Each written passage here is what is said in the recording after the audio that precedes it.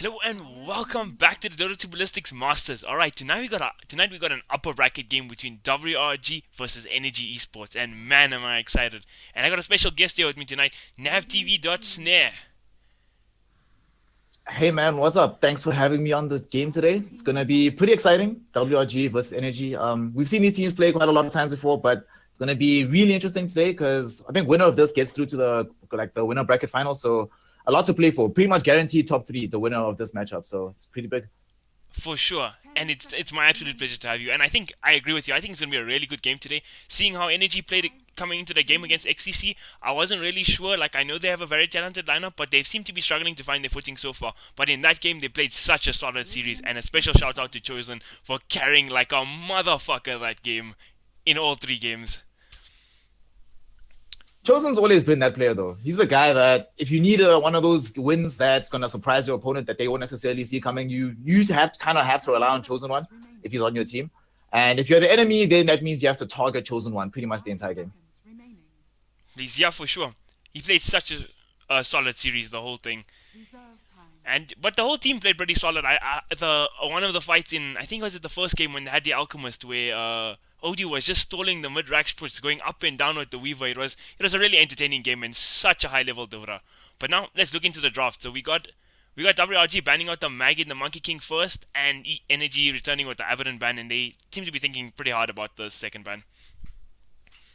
I think they're trying to think about whether or not it's worthwhile banning out the Treant Protector. Most teams take that into consideration, or Lina, or they ban Coddle. So will WRG go first pick Lina or first pick Axe? Usually the question for these two teams. But WRG is kind of crazy, man. Chidawi just drops whatever he wants, so couldn't Yeah, even man. see like first pick IO coming out here from WRG. Oh, yeah. And it's pretty interesting that WRG ban out the Monkey King first. I know it's a pretty stand-up first pickup for a lot of team, but holy shit. In Energy's last series in Ballistix, did Filthy Frank play a monster Monkey King, getting such a clutch Aegis snatch in Game 2, I think it was, and it's been a pleasure to watch all around. Now they pick up the Warlock first, so they got their big team fight, 4 or 5 position support already. Pretty cool from them. Yeah, WRG normally when they try to have their drafts, unless they start with the offlane pick, they normally start with one of their harder supports. Doesn't really reveal too much. Also, this will dissuade Energy from doing something like picking up the lifestealer very early on. Warlock, one of the few heroes that can control that hero in the middle of the team fight. So I think that they're trying to show up at least one powerful team fight support. Not want to give away maybe Earthspirit and Warlock. Now you know Energy will already have Earthspirit. The question is, do they pick this up with lifestealer? Or do they just get it with another pretty strong offlaner like Centaur or something? I think. Alright, and like you were saying about the Axe earlier, I think Warlock is a fairly decent counter to Axe because he blinks in, initiates, and all that stuff, and you just drop the golem on him. The counter initiate Warlock very rarely gets caught in Axe calls. And okay, here we go. They picked up the Axe anyway. Yeah, it's kind of a bold decision. So going for Axe, the one decent thing that Axe does give you is it doesn't necessarily allow WRG the option to have particularly OP roaming lanes. They're going to have to try and show up the actual laning prowess in the 3v1 versus X or the 2v1 versus X, or give up the notion of winning the lane versus X. So I think the reason why they went for this pick is to just create chaos in the drafting phase, have WRG at least change up their strategy somewhat. Because we never know. This could have just been like one zoning Warlock, and then you go for now with Lifestealer, WRG pretty much have to commit to winning the lane. So this is a lane winning lineup for them. And I think the rest of the draft is going to follow that template for WRG. For sure, for sure. Now, Energy opted to pick up the Earth Spirit first. Obviously, a very popular hero throughout Dota 2 since he's been added to Captain's Mode. But in 7.05, they dropped the nerf hammer on him again, dropping his Rolden boulder slow to about 0.8 seconds now at level 1. So I think that's a very considerable nerf that he had to suffer. Yeah, it is, but I don't know if it really matters too much overall. This hero is sort of like Bad Rider. When Bad Rider was being nerfed to hell and back, as long as the hero kept its core mechanics, there wasn't really too much you could do to take the hero out of the equation entirely. So I think right now Earthspirit's in the exact same category as we saw back then. I think the next patch, they probably nerf him into the ground, go a bit too far. But for now, I don't think there's anything that can really stop Earthspirit from being in the game. Similar to Lifestealer. Lifestealer also experienced nothing but nerfs since 7.0. From 7.0 on 1 onwards, it's just been nerfs, nothing but. But the hero's still here. Like, you just can't affect the hero without changing their core mechanics. The nature of the heroes will never change, and I agree with you with that completely. Now, if you check Energy Esports banned out Mr. Castaway's Invoker, feels bad, man. I was hoping to see some Castaway fancy Invoker plays this game, but it seems it's taken out. I mean, of course you ban Costco Invoker. This is one of those things. Like the only reason that they banned Nyx afterwards, I think that Energy probably go for Storm or Lina. Storm, Lina, OD. Okay, Lina's been banned out, so Storm or OD is probably going to be one of their mid pickups. And you don't want to, if you're playing one of these heroes, you especially don't want to have Costco in a hero that can actually win the mid lane matchup against you. So just take the easy option and ban this out. Yeah. But the Nyx Assassin has been quite a favorable hero for WRG. They're picking up quite a lot. Even I saw BVD prioritizing it quite some time, especially when Donnie was playing for them. So that does change a bit. But it's been quite a strong hero so far through the Ballistix games I've been watching. So very reasonable ban as well. Yeah, pretty great hero. There's very little. You basically don't go wrong picking Nyx Assassin as long as you play it properly and there's no obvious counters to this hero. It's super versatile. There are some situations where you can run it as a 5 and 4 position, but most of the time just pretty solid offlaner. What I'm wondering is how are Energy gonna run this Venge? So it stands to reason that this would be a support Venge, but it could be semi-carry Venge versus the Lifestealer. Yeah, I was thinking the exact same team. You see a lot of teams picking like aggro tri-lane games with lanes with Venge, and you just destroy that lifestealer lane, and it could be very viable. So I'm interested to see how they run it too. Depends. I don't know though. Like the problem with trying to run an aggro tri lane, right, is very often you're in a situation like this, especially with the Vengeful Spirit, you try to win your lane almost in totality by running this aggro tri. But against a team like WRG, who are pretty efficient at dragging the game out and stalling out your advantage to the point where your early laning advantage doesn't matter as much anymore, it's kind of feels like an all-in strategy. And I'm not all. Oh, I think you cut out there, buddy. Let me just see where. Hello. Oh, I think you're back. Perfect. All right. Yeah, so I'm just not sure if going all in is actually the strategy for you to win the game anymore. We saw yesterday. All right, you cut out there again. Oh, and we got a. All right, so my co-caster seems to have cut out for the moment. He should be back shortly. And WRG pick up the third pick, Legion Commander. Now that's a hero who's becoming very prevalent now in SA Dota. Picked up by a lot of teams and prioritized quite heavily. I even saw a first ban of it yesterday in the series. Who was playing? I can't even remember now. Oh, sorry, APG and XDC. It was first ban in one of the games, or second ban, sorry. And now it's pretty standard third pick material in SA Dota at the moment, and rightfully so. He's had some monster games and insanely strong laning presence. The hero is pretty crazy strong, LC. It's almost impossible to zone out completely in the lane, can farm very safely with the overwhelming odds. You can go back to jungle from level 1 or go back when the lane goes south. Duel goes through BKB, disable. I think right now, between LC, Axe, and Centaur, this is the holy triage of offlane heroes. These heroes that can just, at any given time, are ready to fight and cause major damage, especially with their ultimates right now. Oh, man, you just cutting Magnus out of that, man? No love for the XXS Magnus? I don't even count Magnus, because Magnus is banned every game. Like, if you let Magnus through, then there's something really wrong with you. That is very true. Magnus isn't really an offlane anymore. It's just whatever. It's just always gone nowadays. But it seems like these top tier Masters teams, they tend to put the Magnus in the middle lane. Like in the last series, Energy versus XTC, they just put Chosen in the middle lane, and he was sitting at like 100 CS, 11 minutes in. He was farming so well. And I saw a similar thing in the XCC versus APG game yesterday. Magnus being a very strong position 2 hero. Like, okay, both those games, did Magnus win? It lost in the game versus when Energy picked it, they lost that game. But when XCC ran it yesterday against APG, they crushed on that Magnus and they won. So it's 50-50 so far. I was gonna say that I'm really surprised that it actually even lost the game. Like, if you let Magnus through, you might lose, but it's just really not worth the effort. Even as a 2 position, like you mentioned, it is pretty powerful. Empower is, after the nerfs, you actually have more incentive to max out Empower. So I guess in a weird way, it sort of prioritizes mid-mag a bit more. But this is also a hero which is coming back slowly but surely back into the upper echelons of tier 1 mid picks. The TA. Oh god. Oh my god. Insta pick Venomancer, man. Feels so bad. But yeah, I agree with you. So and I think TA before the Venom got picked up, I think TA was a really good pick because it's also like, no matter how good Castaway is, playing against a TA is never easy if the matchup is not favorable, right? So it was a good pick, but like, oh my god, Venomancer is just disgusting, man. I can't believe they stooped down so low. Hey man, you do what you need to do to win games. True story. This is interesting though. Energy choose to ban out the Ember Spirit in the final ban. So most of the time that I've actually been seeing Venomancer have genuine success, especially from watching Chinese Dota, it's normally run in the mid lane. So I'm not entirely sure why Energy banned Ember Spirit unless they think that Veno is going to be running the support capacity, but Veno Warlock as supports just seems really, really strange. So I'd be extremely surprised if this is actually going to be a 4 or 5 position Veno monster. Do you think it'll be? You know what? I think like Emma Spirit Castaway is also really good on that. But I think Veno, if he was run, let's say in a support position, right? You send Castaway. Let's have theorize here what the Ember Spirit. You send him mid, what the Ember, and a Veno just comes and camps your lane and zones out the TA. The minute Castaway gets boots and a level 3, that TA is guaranteed dead. So it's like gonna make you. So if it's support position, it's gonna make TA's life horrible. But if it's in the middle lane, TA's life is already horrible, right? So I don't Yeah, know.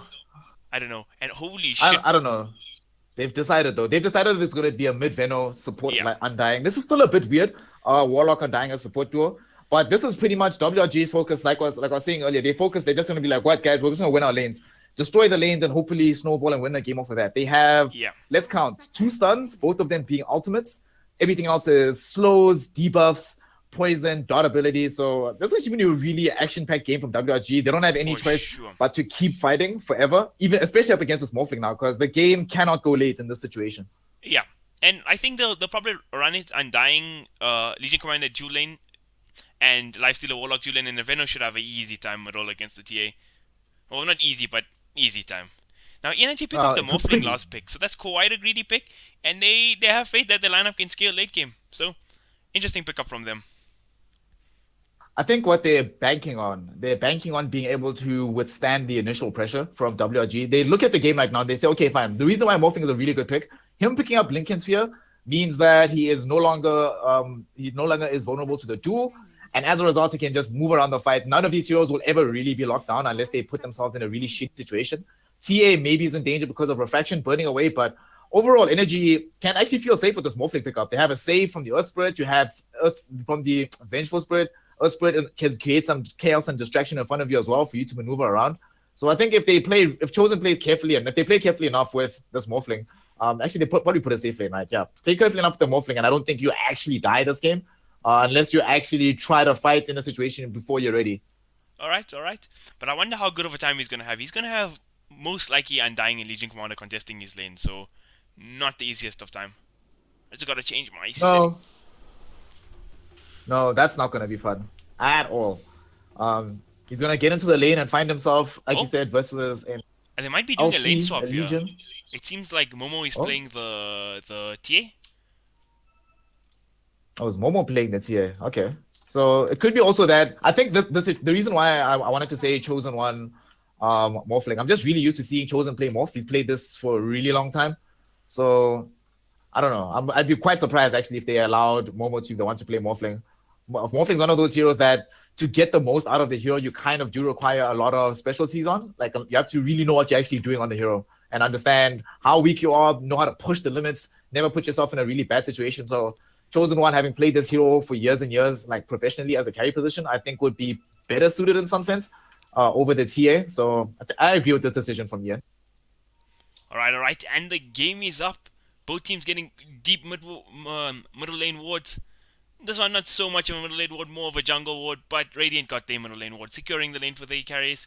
And we don't see any... Oh, we've got some item dropping here, but nothing too scary level 1 shenanigans for Ruin Contention. Just yet. This is funny. Yeah, man. The baits, man. The baits. Master baits. Now imagine if there was like a Ricky or something this game, or a Treant Protector, and then you just lose your items. Oh, that would be funny. Be so funny. It would be poetic justice, but like you mentioned, nothing really is going to happen. Although they do get the one duo off already. So Strike has taken that away. Less vision available in the mid lane, which does mean that TA is a little bit safer, but doesn't make the lane necessarily more manageable versus the Venom monster, especially because it looks like they are going to leave her all by her lonesome. Bottom lane is going to be the Earth Spirit and the Venge, going to be coming down to contest up against the LC Undying off lane duo. Because they don't, like you mentioned, that Morphling is just going to have too much rougher time if he's by himself. So kind of have to do this. And then top Axes, probably the best. This Radiant, the Sentry Ward just misses the obs for the side of the... the Dire Sentry Ward just misses the obs for the Radiant. That's rather unfortunate. Yeah. There's actually some next level play right now from Strike, because normally when I see Energy Esports play, when they place out their observer walls in front of the tower, he normally places them. Oh, there's an engagement breaking We out got a some little bit. action. Sun goes out. Do they have enough damage to bring down the Undying, though? Not the easiest hero to kill by level 1. But Mr. Ballistix is going for it, man. Nice fun. Can't Filthy Frank go for it? Nah, he's not gonna boulder again. Not up to the shrine. Nah, he won't. Will he? Nah, he won't. I think he's just harassing him with the over venom. Oh man, these guys. Oh man, he got no chill right now. Oh, can they bait him here? Alright, Filthy Frank has some form of discipline. He's leaving now. Oh man. Alright, these guys are He's still gonna die here, going at actually. it. Frank is dead if he doesn't leave right now. Okay, yeah, he's fine. He's gonna live. And they're gonna might bring down Chidawi though. Oh shit, that is first blood, dude. Holy crap, well Yep. played to Mr. Santo, yeah. This is Santo playing? Yeah, this is Santo playing this. Yeah, that's a sense. I'm not surprised though. Like, I don't know what Filthy Frank was doing. Running uphill versus Undying, he knows he has decay. Kind of a dangerous situation. But Running the uphill- one thing I was gonna say about Running They're uphill not warding. once, but twice. oh, yeah, twice actually. Twice he went back up there to like try to trade hits with him, and then ends up losing. I mean, it is what it is. When you go up against Undying.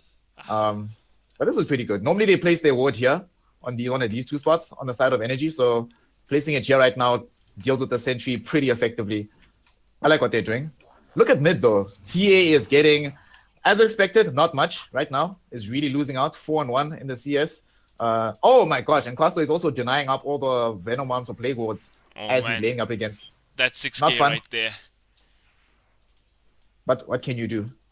I think this is the situation. Very soon they're going to have to try and do something about this TA. They need to make one rotation happen, at the very least from Strike, at least to just try and sit in the lane, so Castaway can't get free experience out of this. At least create space for Momo to get a couple of last hits without having to fear denies. Because right now, look at it. He knows he can't even approach the lane. Can't go anywhere near the river because there's 1-1-1 build from Castaway. So I don't know how you solve this problem versus Venomancer. This is why Venomancer started being picked in the first place to counter TA. So I think that still stays the case. And bottom lane, Morph dies to Decay, man. That is disastrous. Man, that's unfortunate. And that's the thing. You can't actually leave this bottom lane because it's just such a rough lane to be in. Undying, Legion Commander, both obscenely strong laning heroes.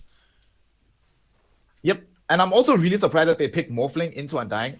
This is probably one of the worst. Here we go. One of the- Do they have enough damage to bring down this Undying? Morph does have the waveform available, but it's only level 1, so I don't think they come for the skill just yet. But, oh, Legion Commander gets stunned up. Do they have enough damage to go? They can't pick their targets properly just yet. And he waveforms in. One more right click, and they manage to bring down the Undying. So nice play coming out from the Morphling. Now they stun up the Chidawi too. Do they have enough damage to bring down? And there's a double kill for Chosen One on the Morphling. Wow, played to Energy Esports there. Baiting up the boy from WRG.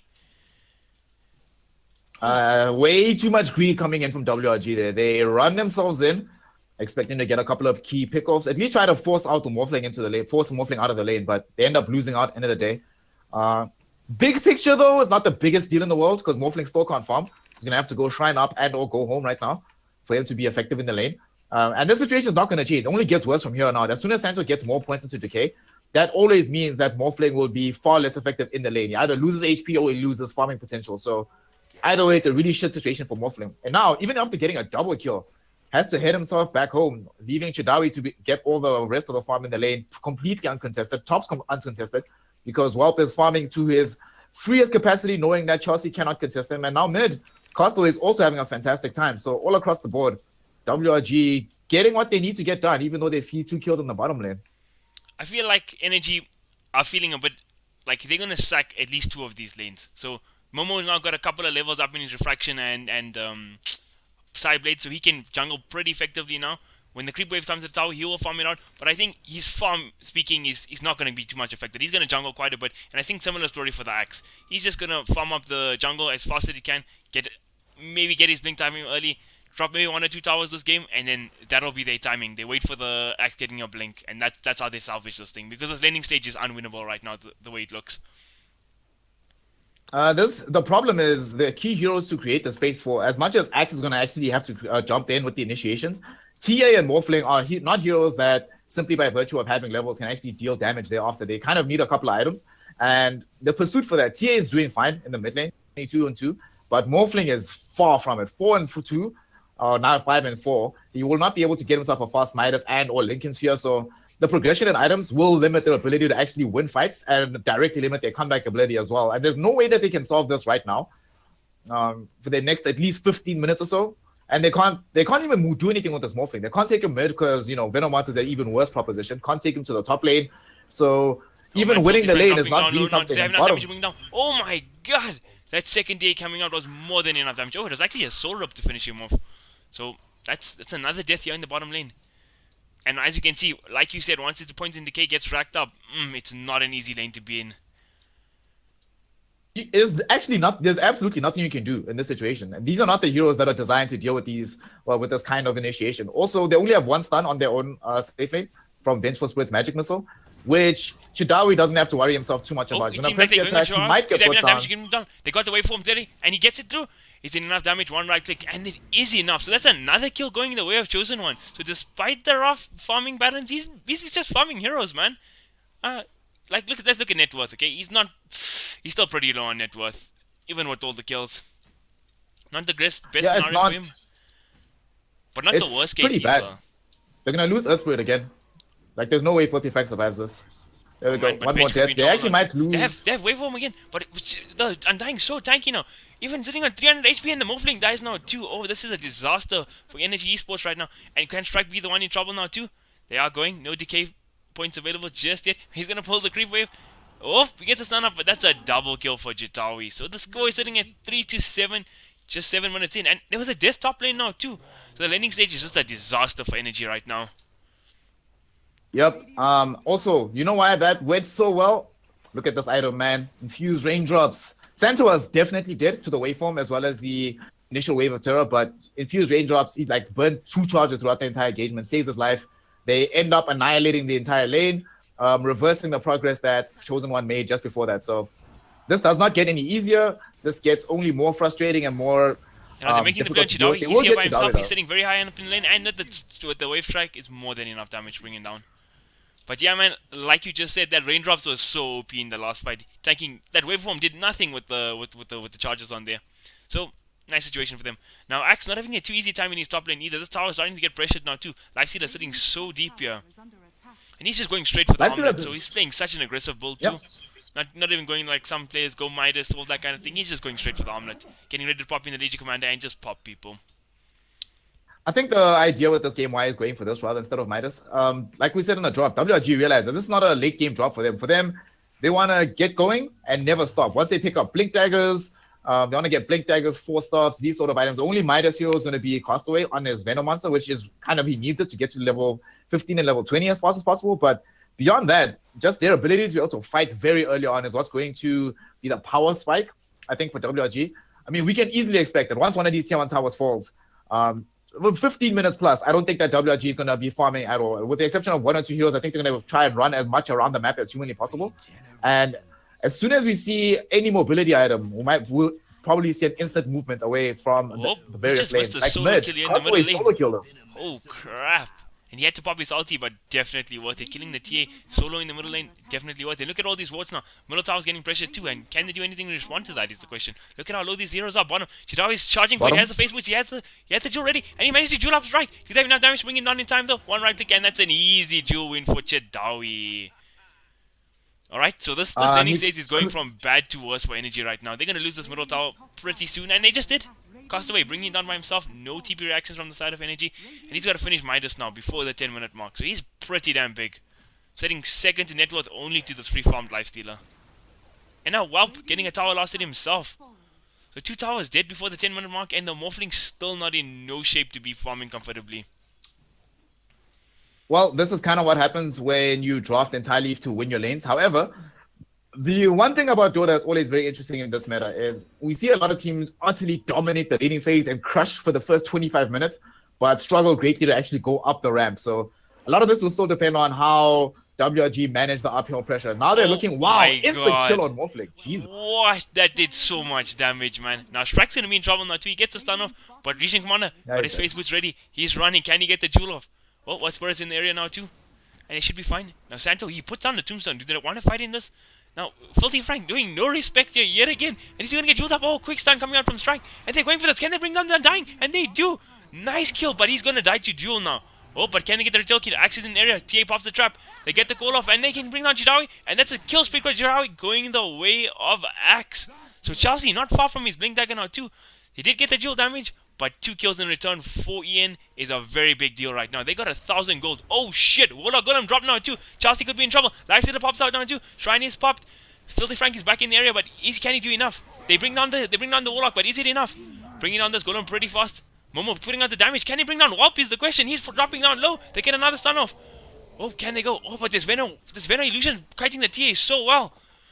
Oh, can he get away now? WRG on the chase. And Momo's just going to opt to TP out. Did that enough damage to bring it down?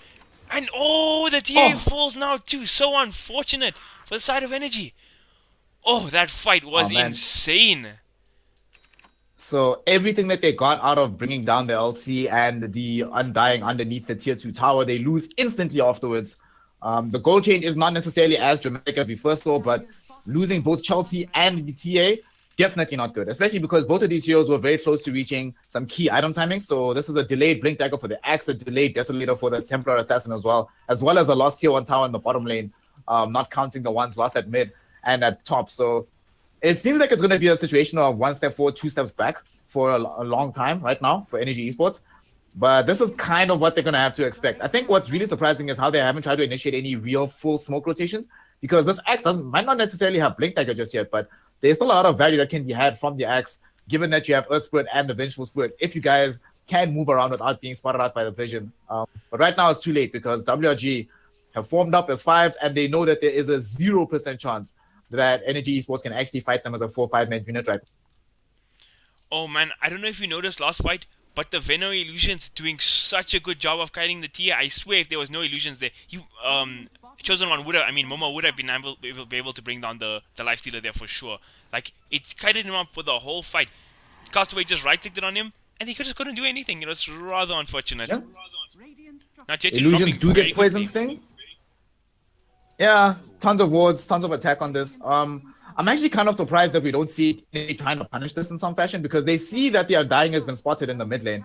So seeing him there, he's a large engine about what WRG are able to do in this early laning phase, in this early teamfight stage. So them trying to focus him down as a result could work. They're gonna roll onto him now, just kill him instead. They can kill him, and they're getting the trade up top. Chelsea doing a good job of pushing out the top wave and forcing out some TPs back now. But the tier 2's already fallen, and not much damage to any of these tier 1s. Okay, tier 1 top did drop to about half HP, but not dead just yet. Worth it.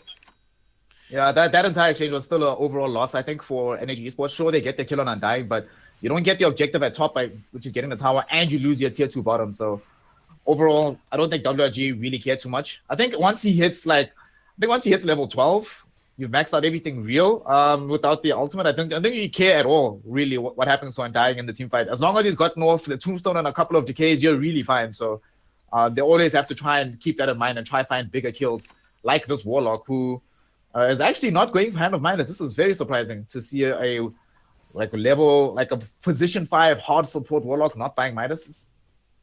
But I don't think it matters. Castaway has the Midas. Already has Veil of Discord. Jesus, that was fast. I'm not sure if you noticed, but Axe has now completed his Blink Dagger and an instant smoke up from Energy Esports. So they're going to make the rotation with this Blink instantly. And although we criticized TA's rough landing stage at the start, she's not too far from a Desolator either. Just 1,900 gold away, 14 minutes in. Not too bad of a timing, just considering the game. I think they should have actually waited for the TA to have her Desolator as well. They don't have the damage. There's no heroes on the map that they can kill just with Axe and the Earth Spirit right now.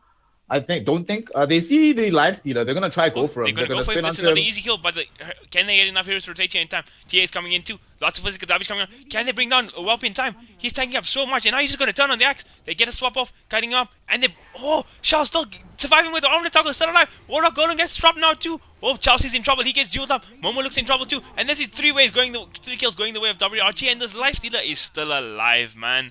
Holy shit. Yep. See, there was 0% chance that Blink Call is actually going to work. Looking at this Lifestealer, man, he's got 1,300 HP, has an Omelette, 1 Oblivion stuff, as well as a Magic Stick, and a Stout Shield as well. There was absolutely no chance that they get that kill, but they go for it anyway. They end up losing 3 heroes in return. And now the full Echo Saber is completed on this Lifestealer, and they're probably going to lose this tier 2 tower in the mid lane. And given their past results, I do not think they should try and fight this. You need to, until you have the Desolator on TA, you just don't have the damage on any of your heroes to actually get these kills. It took 5 heroes at bottom to almost kill the Lifestealer.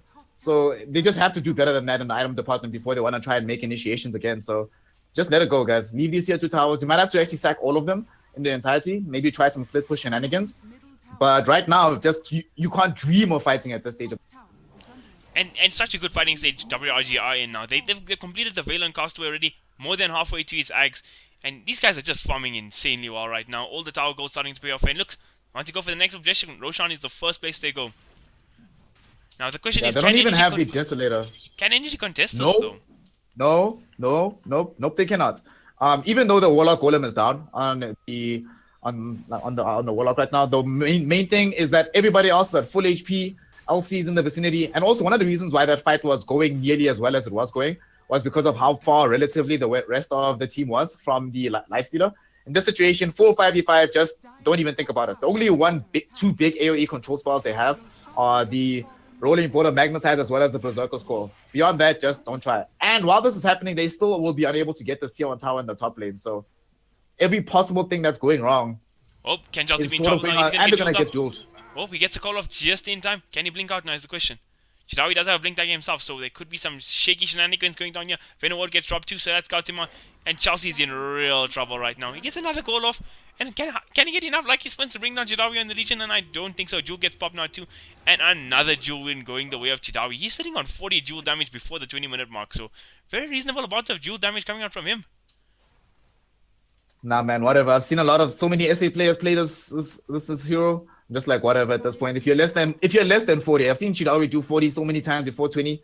So I've kind of come to expect this from him. This should be his baseline standard of Legion Commander. What I'm going to be really worried about is what are Energy going to do once they start losing shrines? Conceivably, that's going to happen fairly soon because WRG, I don't think they want to stop at this tier 2 tower. They have enough power and enough prowess to actually push through to the high ground. That being said, TA does now have the Desolator. If there was ever a situation where they can conceivably fight, it would probably be the ensuing fight that's going to come on the high ground to try and defend, because this TA having Desolator Axe does have the, like you just already mentioned, he does have the Blink Dagger, but he's close enough to the Blade Mail that I think them getting 1 or 2 key kills before he dies could give him the gold burst to actually get that item. And they have the full magic missile stun available from bench, but they might just lose here. He didn't get his Jewel off fast enough there, and TA seems to be fine now. How fast Jawi has the next blink? 4 seconds. Can they make it out in time? And Strike might just give his life away for his TA. And freaking Charles dropping so low. And he swaps out and he's going to get the TP. Is it fast enough? Oh, not just right. But that's a worthy trade. They forced 3 TPs back here, and they just lose the Venge. So he gave his life for a worthy cause, I think. Yep, definitely worthy cause. He's doing exactly what he needed to do there. You know, kind of unfortunate that you have to job for your carry, but it is what it is. Right now, TA is going to be the hope to carry them through the mid-game up until a point where Morphling can do something that resembles relevancy. So far, he's actually not looking too bad given how disastrous things were. He's slowly but surely getting close to this Lincoln Sphere.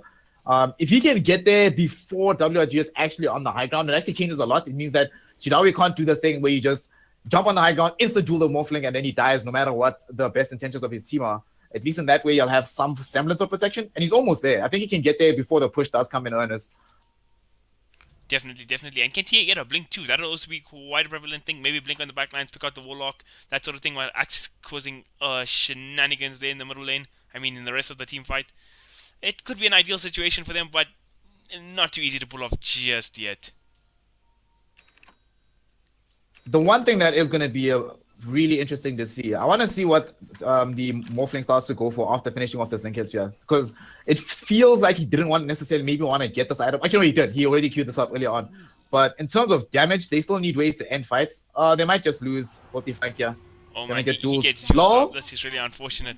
What is that mechanic? But that's another Jewel win. 65 Jewel damage for the Legion Commander before 20-minute mark. He's got a Shadow Blade completed up too, so he's got another way to initiate in these fights. And now they're down for the Earth Spirit for another 20 seconds. Okay, he'll be back up before the high ground defense starts. No, it's coming now, dude. It's coming right now. They're gonna try and they're probably gonna fortify for this, or just try to keep themselves safe. But this push, I think it succeeds. I think you actually have to just consider Rex here. I think fighting would be more suicidal than allowing the Rex to just fall. He's doing some real damage to the Venge. It's pretty chaotic. Offering it dropped on two heroes. Venge is dead. How fast is the Chetri going to drop now? They do have Magnetize available. Berserker's Call is still on offer. Can they get in there in time is the question. Now, Energy still haven't dropped their tier 3. Lifestealer chipping away still. Is it enough damage? And tier 3 now falls. Can they get more is the question. Momo trying to do the damage, but Shaw so big on this lifestealer brings down the TA, and he's down now for 50 seconds. Has buyback on offer. Let's put it down yet again. Not even managing to get magnetized off, and Morphling's down now too. This is a disaster for Energy Esports right now. And this lifestealer doesn't look like he's going to stop. He'll go straight into the fountain if he has to. And look at him. He's going for it. He still has his Aegis. Aegis hasn't popped. He's going to bring one more down again, and he has no buyback. Oh man.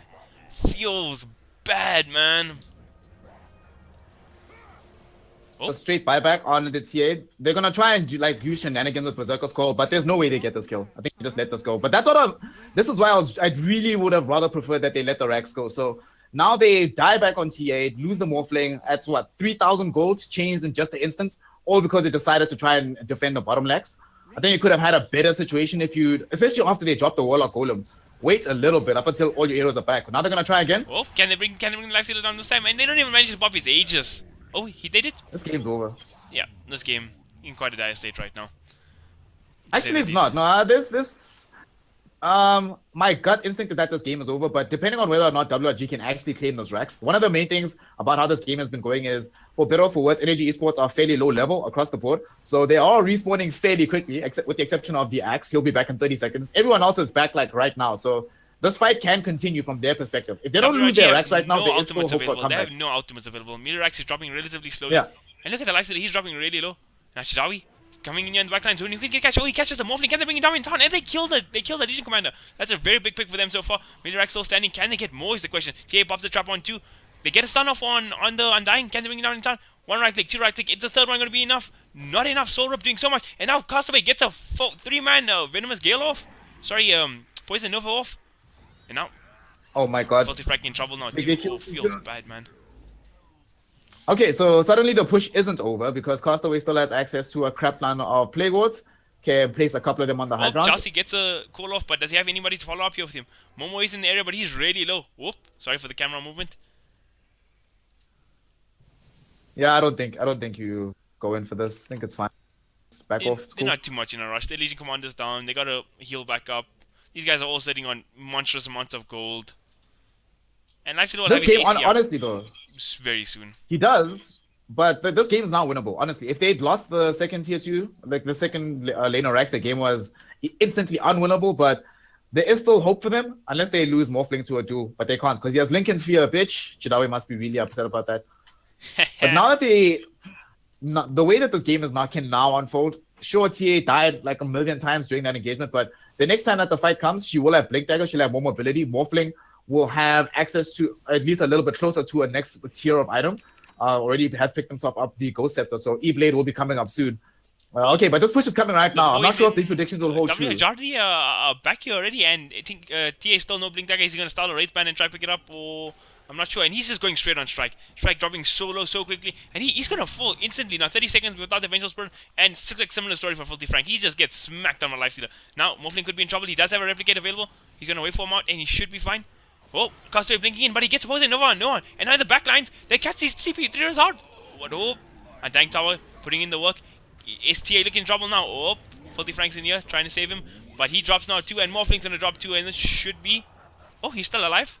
Chelsea back in. He gets a call off. Can they bring down Chidawi in time? They do. Now Morphling's in trouble. Now still 3 heroes down. No buybacks available. Chelsea falls now 2. And this game looks to be near to over now, right now. Oh my god. Will they get the kill on Morph? Nice.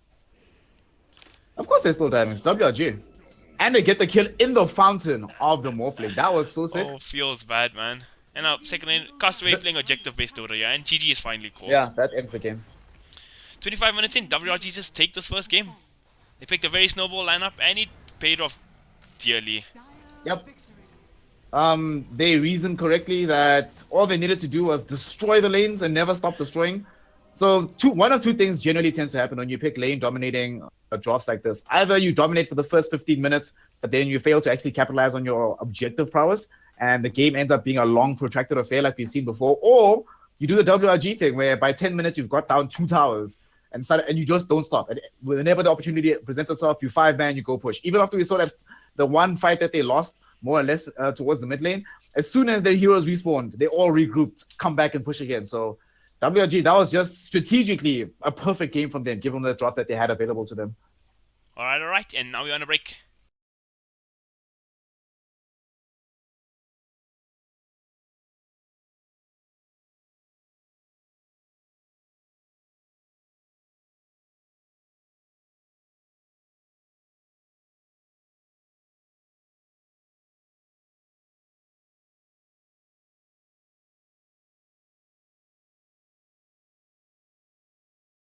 them in order to try and win the game.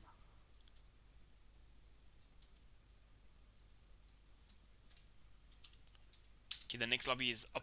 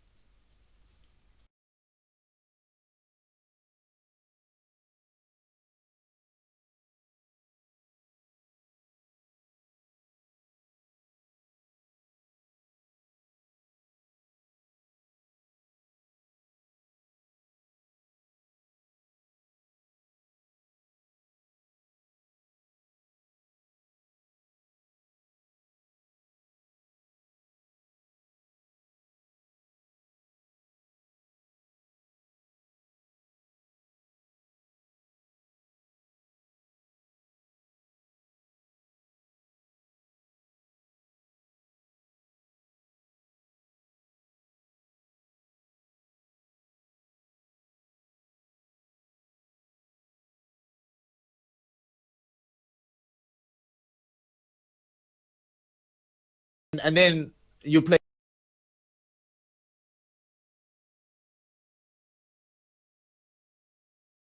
Live in already.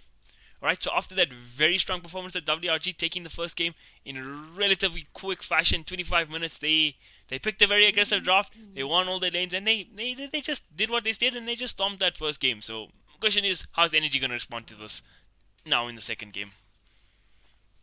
I would have said that the response from them, they need to actually move around the map a lot more. Game one, I think part of the problem was that they were feeding into this mentality of, okay, this bottom lane is super OP, Morphling's dying, let's keep everyone there, like focus all the attention at that, and then maybe we'll fix the game once Axe gets involved. I think their better approach would have been to be proactive, move around the map, make things happen. The heroes that are getting farm for no, like getting a lot of farm out of the lanes, need to actually transition very eloquently into the mid game. Quaddle is one of the support heroes that fills that a little bit better than Earth Spirit and the Vengeful Spirit do that we saw in game number one. Also, this is a hero that is much more difficult to directly aggro into, given that there's Illuminate available, there's Chakra Magic. So I think this is a much better overall first pick from Energy, but I definitely think that they need to have heroes that can actually do stuff in the first 20 minutes of the game. Definitely. And Kotal, again, like you said, he's such a strong laning hero. You can't just throw bodies at it. You can't throw bodies when you have a Kotal in lane. So that is a one form of protection they got now in their first pick, which I like to see. And Kotal's a hero who's in a very good space in the meta at the moment as well. So it's a good first pick from them. Now, I'm interested to see what WRG go now in their first two picks. Can do it anything they want. I think maybe I would, if this was old WRG, we might have seen Ricky or Banyana, but the situation has changed in Dota right now. These heroes are also different. I do like Ricky a lot, but I wouldn't mind seeing a first overall pick. Rubik, not Ricky. I think that's one of the heroes that can also make Carl's life a little bit difficult. Having to give away Illuminate in the middle of a team fight can really turn the tide and disable a lot of the bonuses you give to your team. They would Dazzle. So they could go Dazzle Axe, Dazzle Sensor, but this is definitely going to be their aggressive duo here coming up from WRG. Dazzle +1. Maybe even Dazzle Jug. And they just want the Dazzle to keep Energy on their toes. But most of the time nowadays in 7.05, when you see Dazzle, that's normally followed up by the Axe as well. For sure. For sure. But yeah, Dazzle is an all-round strong hero. Also another hero who initially in the 7.0 patch, it felt a bit underwhelming, but slowly but surely he's found his way back into the meta. And I feel like no meta, once it's defined, goes without a Dazzle. Yeah, eventually Dazzle comes back. And Dazzle's just always there. The Nyx Assassin is picked up now, so as I said, a very high prioritized hero at the moment is the Nyx Assassin. And Energy pick up the axe now yet again.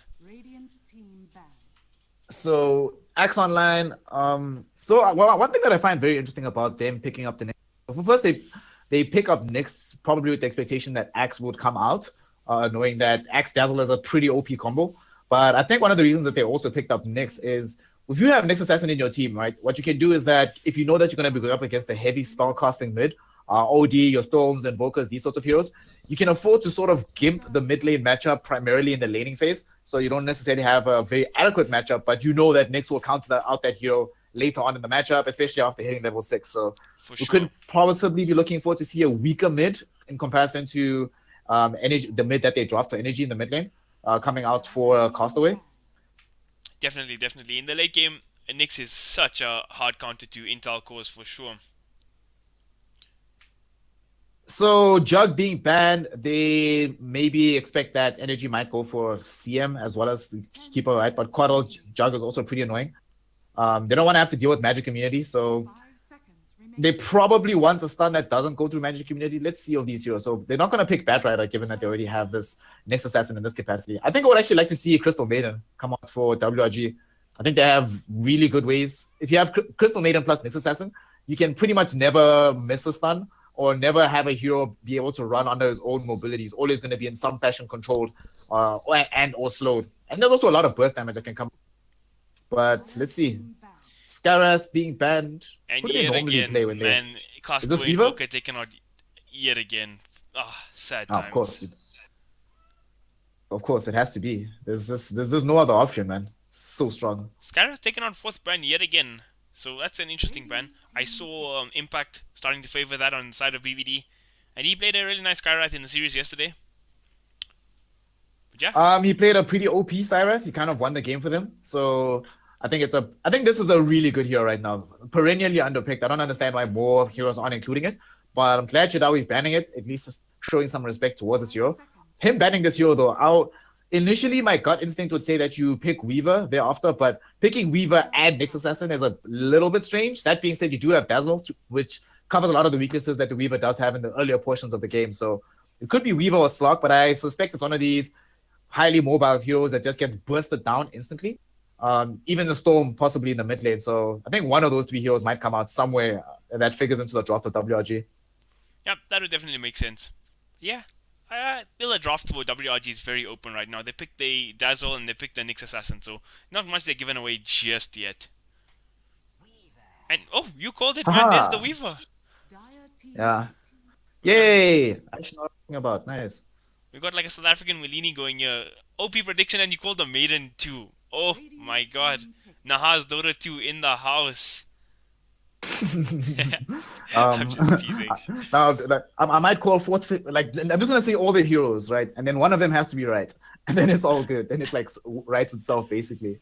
But this is kind of expected to see from Energy, especially with the Crystal Maiden in response to Weaver. It's one of the better counters. Throw out the Frostbite on the hero, run. You can't really run away thanks to the root.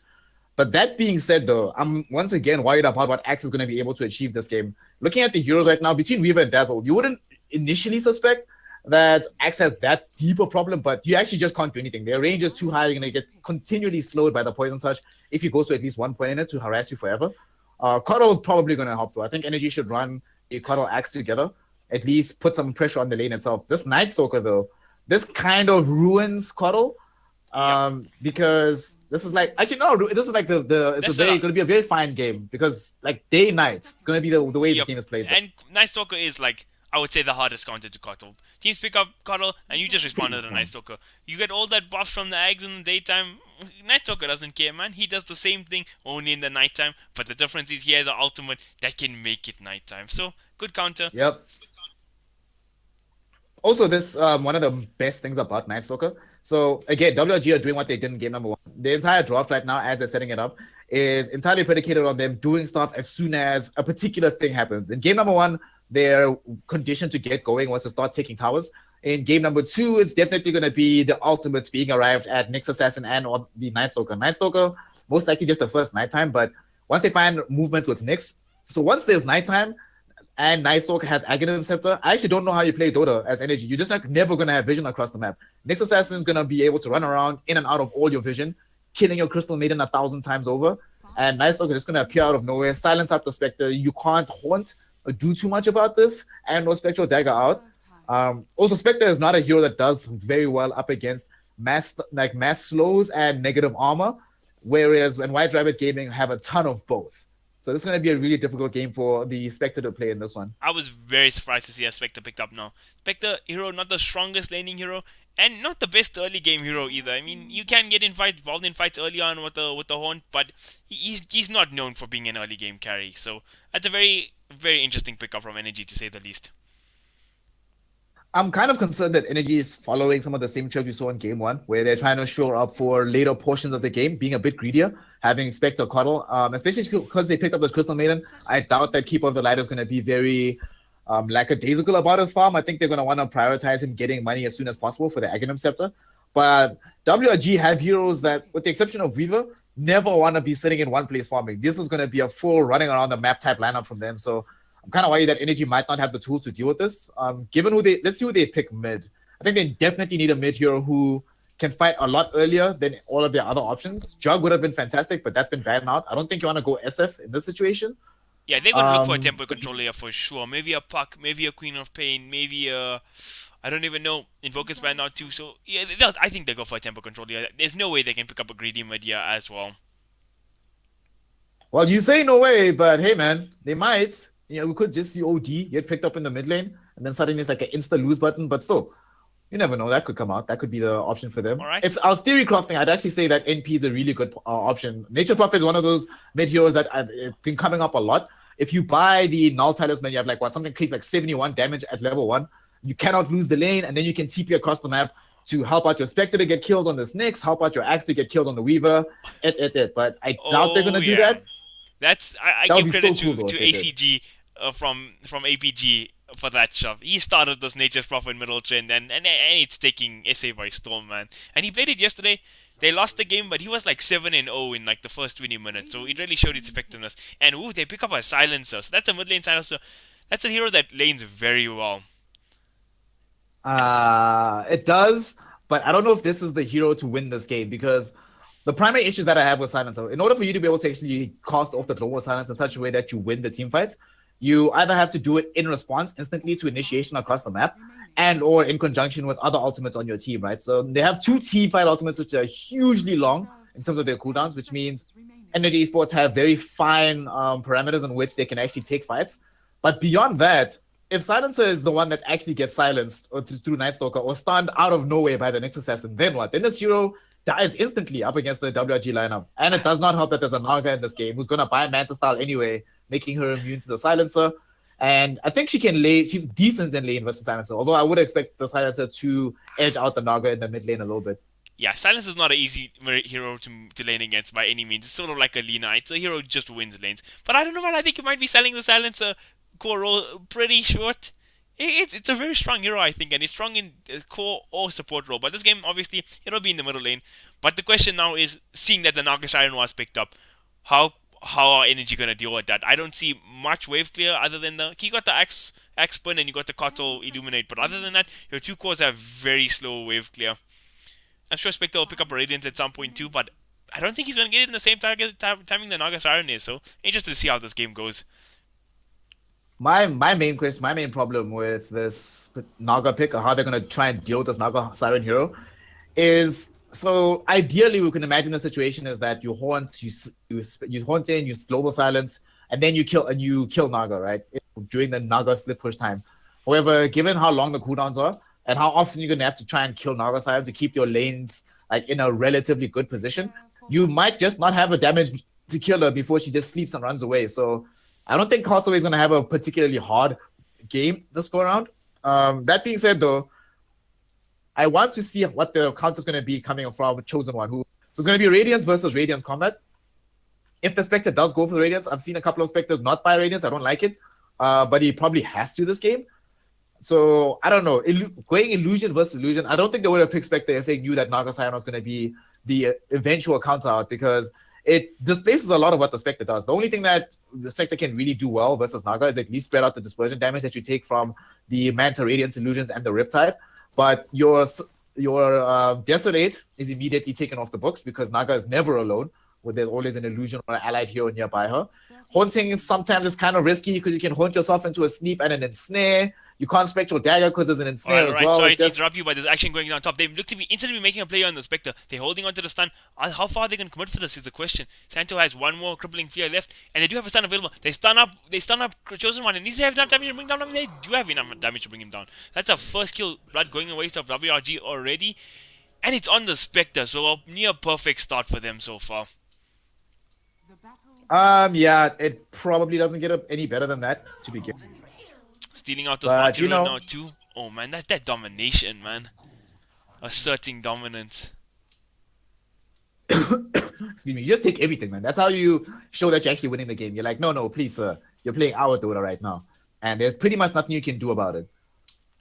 And now, I know we've been talking a lot about the Spectre. I mean, the Naga Siren, obviously, when he's picked up, you always have that talk of the town. But I feel like Weaver could have a very free game this game as well. Like, he's going to, once he gets the Lincoln Sphere up, they don't have much to deal with him other than Axe Wall. And if his positioning is good enough, like we saw Odu in his series against XTC, it's not too big of a deal. But then again, this is Chelsea playing the Axe this time, so he's quite a monster player himself. Oh. Yeah, Axe is a very... Oh my gosh, look how low Whelp fell actually. Yeah, man, these guys are trading really heavily here in the bottom lane. And look at that, he's just going aggressively, but Dazzle freaking Heal Bomb did a lot to the Axe too. And oh man, Whelp not having an easy lane so far at all. But yeah, this is exactly what they need to do on the side of Energy. They cannot allow anything else. The lane just has to go like this. And this is why I was thinking that Axe would have a much better time than just for him by himself. Cuddle continually applying this kind of pressure.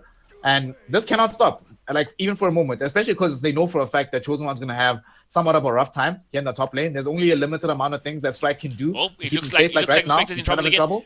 Oh, he gets a quick Spectral Dagger off and he should be fine, but he does not have a salvo available. He has a lot of tangos, but does he have time to walk around eating up the tangos? But yeah, so this game, Shaw's going to have a hard time on the Weaver bottom, but I think Spectre again is going to have a really hard time. You're playing against Nyx Assassin, Night Stalker, both heroes who went... Okay, actually, I have a bug right now. I can't check the items. But... Oh yeah? There we go. I'm surprised he walked back to the lane like that. And now Strike would be in trouble too. Yeah, I'm also... Yeah, he's definitely dead. There's no way he survives this. Like, this is a 270 move speed Crystal Maiden. She is underneath the tail on towers. He's juking, man. Armor, but... Now, Chosen One's going for it. Can he pick up the Night Stalker? And that's the hard kill to go. I'm surprised he didn't go on the Nyx. Now Nyx is looking for the Crystal Maiden. Can she get off the freeze in time? Oh, no, she's dead. And both these heroes are going to survive relatively easily. Yeah. I mean, this was a level 1 Spectre when he came back into the lane. Right now, only just cracked level 2. Level 2 Spectre does nothing to amplify your kill potential from level 1 if you already have costed out Spectral Daggers. So, by himself, there's nothing they could do there. And this is going to probably continue for a fair amount of time. Chidawi cast off the Spike characters to dissuade Strike from going on him. And look like there's actually going on bot. Can they bring down the Weaver? Oh, he's going on and he gets battle hung. And then similar story bottom. So Whelp not having easy time farming the bottom lane either. So both safe lanes seem like they're getting kind of sacked at the moment, which I like. I feel like Energy have taken a better approach to this game, not going full on greed, and they trading off in the bottom lane. Similar story. So that's pretty cool so far. That being said, though, the mid lane is not necessarily going so well. Momo is fading behind Castaway, which is something that can happen at earlier levels. And it seems, honestly, I thought he'd be doing a little bit better on Momo. But he didn't go. He chose not to go for any points into the last one. He went for double points into the Glaives of Wisdom by level 3. It's kind of interesting when you're going up against the Naga-san. I think you might have better success with either double Arcane Curse or at least 1 point into the last one at level 1. But so far, he's getting himself some levels. He's not falling dramatically far behind. So it works for him. Let's hope it keeps working. And what's also working is how they're zoning out Whelp as well. A very odd, skill build over there. Going 2 in Arcane Orb so early. Maybe it was an accident. Maybe it was well planned. I'm not sure. But yeah, they're doing a good job of zoning the Weaver. 100% agreed. And these two guys here in the top lane forced to pop their shrine.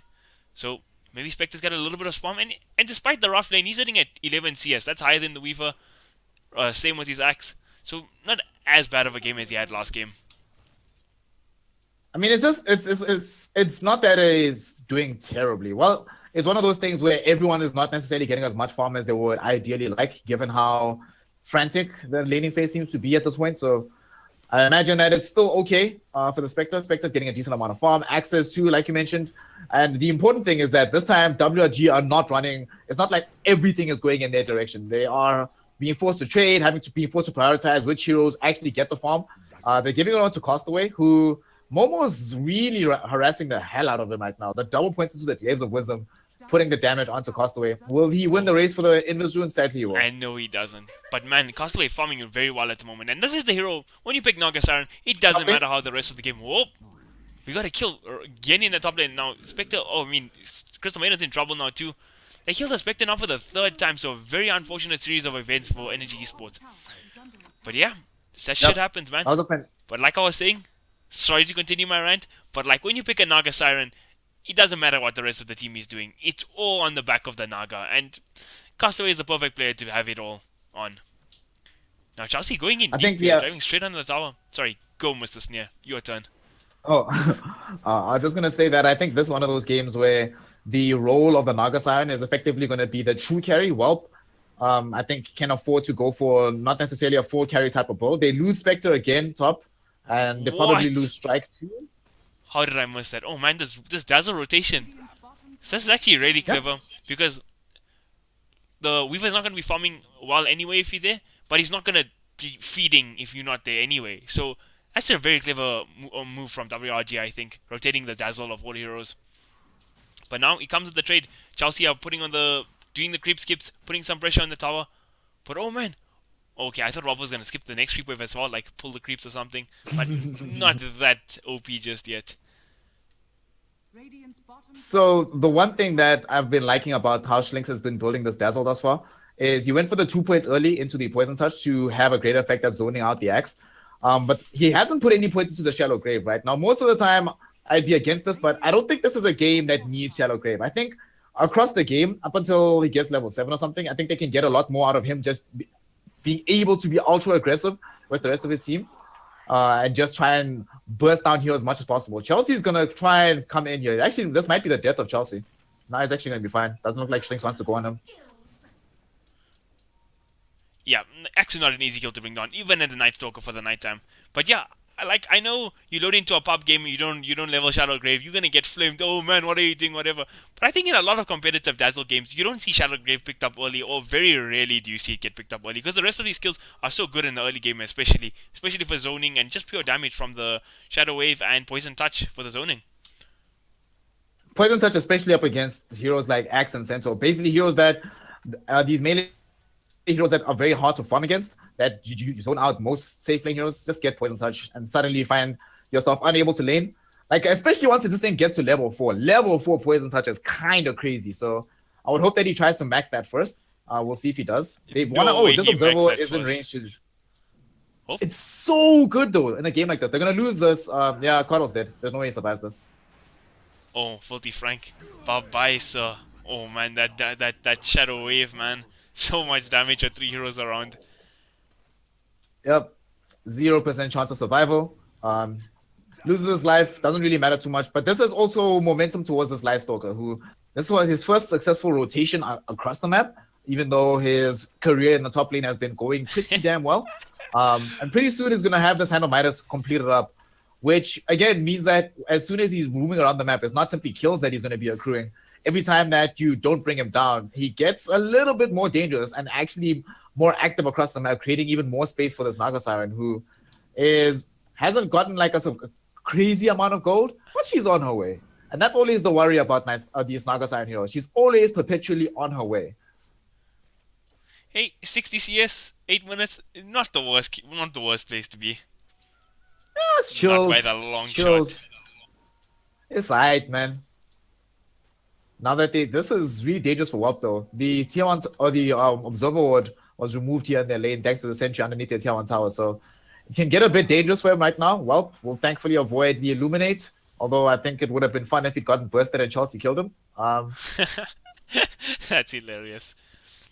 I wonder, so if Weaver throws a swarm on you as an axe, right? With all those little clicks from the bug, does it count to proc your spin? Your spin, I believe it does. It is a source of damage that does proc the spin. If I know my Dota properly, but I could be mistaken. It's like one of those things.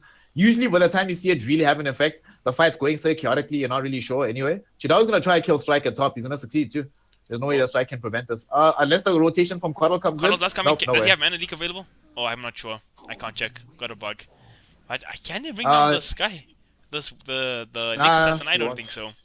Spectre, I don't even know if I have space boots or not. Still bugged out. I'm just gonna try reconnect. Yeah, they did kill him down. Oh man, Filthy Frank, what a player! Alright, I'm just gonna try reconnect right now. I have a little bug inside Dota. Let's see if it's fixed when I come back. So after being able to get that kill, they rotate back to middle with the Squaddle. Doesn't have any vision laid down here, but this tower is still at full HP right now. So Momo just needs to try and actually accrue some levels. Hasn't gone for the global silence, has chosen to max out the glaives. Top, okay, I thought Chosen One was dead again, but he seems like he's actually okay. And sometimes that bug, you may need to restart Dota if it's not fixed just yet. So just check how you're feeling. See what it says to you. It looks like Momo's also going to be going for this Hand of Midas as well. So it's going to be a double Midas game. One on the Night Stalker, one on the Silencer. Crystal Maiden is not going to be going for one this game, nor is the Axe. Axe almost has blink though. Chelsea is going to be really instrumental to try and Shit's win this going game. down top. They bring they down lose Spectre yet again. again. Now, can Chelsea make an impact? Can Cash call anybody? It doesn't seem like it. Oh, he tried to go for the call there on Nyx, but he doesn't manage to get it. There is one very dirty little secret about Dota, is that wait, bottom lane 40 Frank's dead, isn't he? No, he's fine actually. One of the problems with playing carry in Dota is you realize how finicky certain carries are if they're not getting farm. And Spectre is even worse than Morphling. Spectre offers you absolutely nothing if the initial laning phase hasn't been going well. So right now, I don't know what they're actually going to do with the Chosen One. He has respawned, and bottom finally 40 Frank does die. But I honestly don't know how you solve the Spectre problem. He's going to try and go middle and farm there, but there's a Naga here. She's gotten some illusions. He's going to get zoned out so fast, man. It's going to be so hilarious. He does have Iron Talent. Actually, I might even think it's worth going to jungle right now, taking advantage of your Desolate and Dispersion damage to try and make things happen. Because right now, the way the game is set up, he's going to haunt in, right? But because the same problem that we had in game number 1, where a haunt and or blink from Axe just might not have the damage to do anything effective. So the only hero that I can imagine them going on and actually killing in some relatively short order is if they go for the Dazzle and maybe the Weaver. But I think overall... Oh, wait. Oh, Chidawi almost dies top. Damn, man, this Coddle's a player, dude. He's been MVP for energy so far, for sure. He's just spamming his shit out, zoning these guys like there's no tomorrow. Oh, a little bit more range and he would have killed that guy too. Chidawi would have died there, but he gets out. The courier courier actually gave him away. It was a good triple Midas game. Chidawi is also buying Midas. Great. That's all. Santo has his own. Midas game. Okay, Santo has level level 6. Who's level 6? No, Santo. never. Santo 6. So it's almost nighttime anyway. So that means that they're going to have effectively another 5.5 minutes of nighttime if he plays this one effectively. Momo's come bottom to create some space in the mid lane for Spectre, which actually seems to be working. It looks like Castaway, they realize that his interest is greater vested in trying to pick up this Radiance. And looks like he's going to have a Sacred Relic Gold 12 minutes in.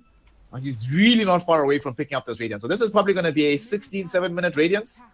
16-17 minute Radiance, at which point killing him becomes a lot more difficult. Not necessarily because of the instant damage that comes out, but they don't have any magical bursts, so they're relying a lot on their right-click potential from both the Silencer as well as the Spectre.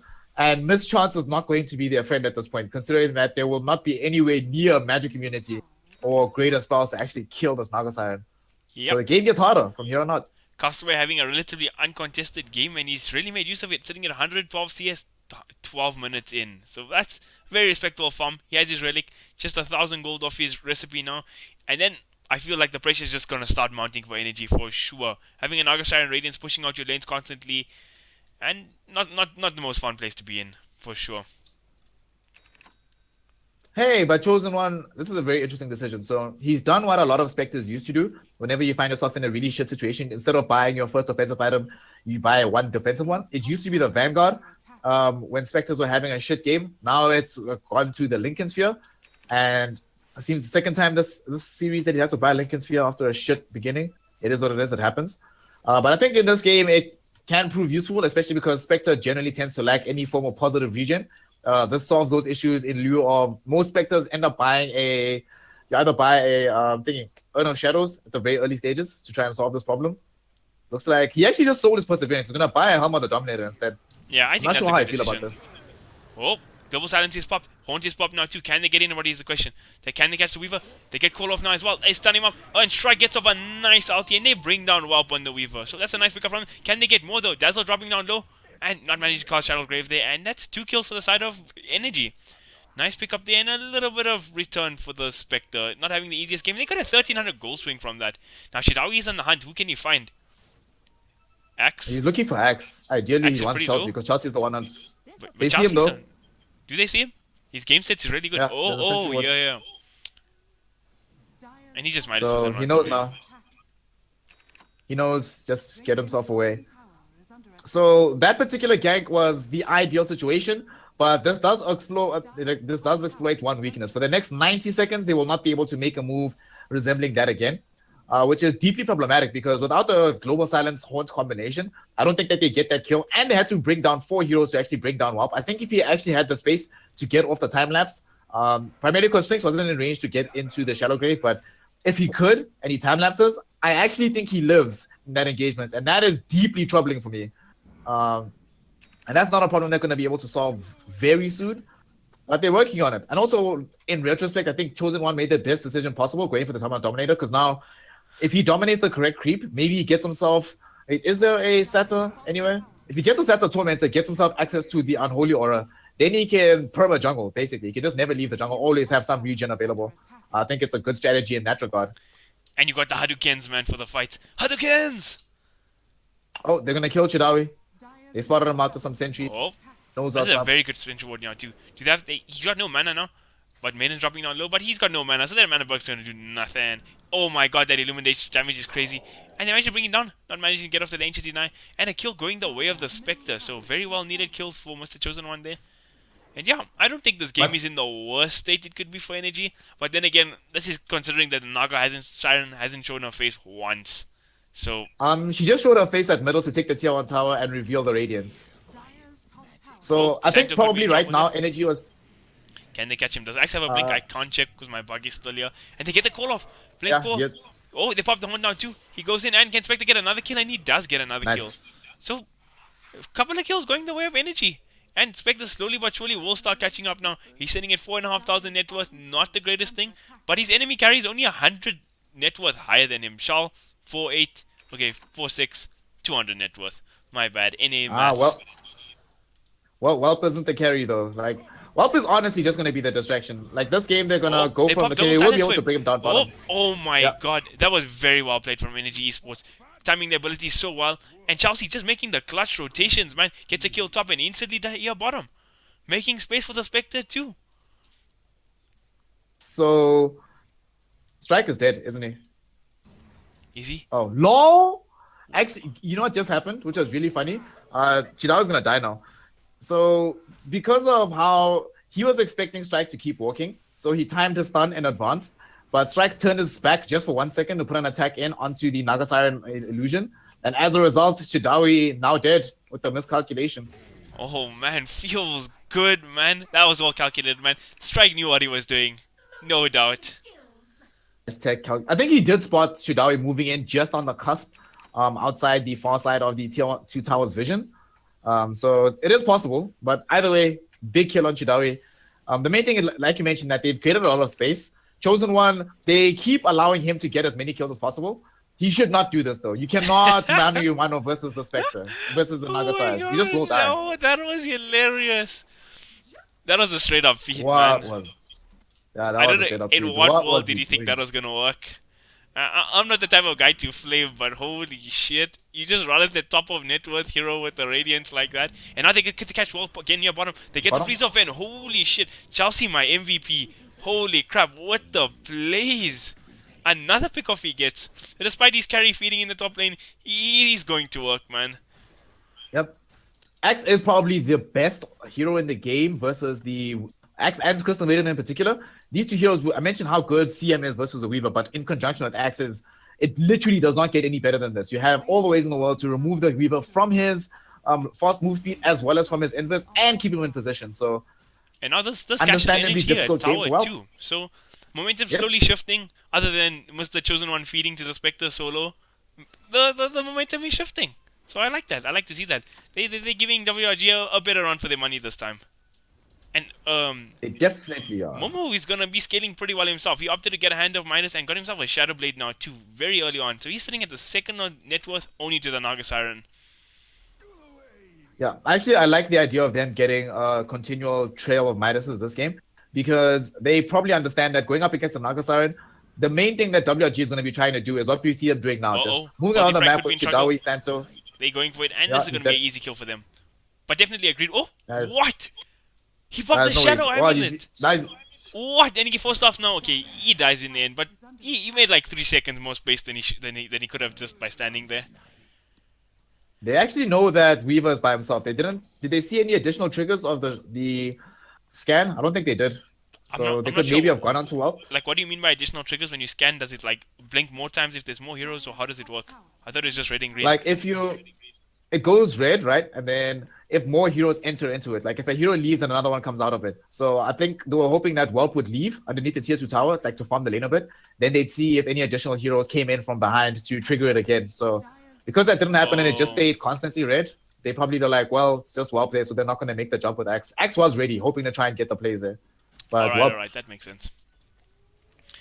Now these two support heroes are smacking away this tier 2 tower relentlessly, and Chidawi is yep. still on the scout, so they know this is not a safe tower to defend. They know their jungle is taken over, they know Radiant have it watered up, and I think it's a good decision dropping this tier 2. They know they're not in the best shape to defend it, but saying they're dropping it, they seem to be going in. Chelsea gets a big call off one, the Global Silence is popped now too. They bring down the Night Stalker now. Can they get more?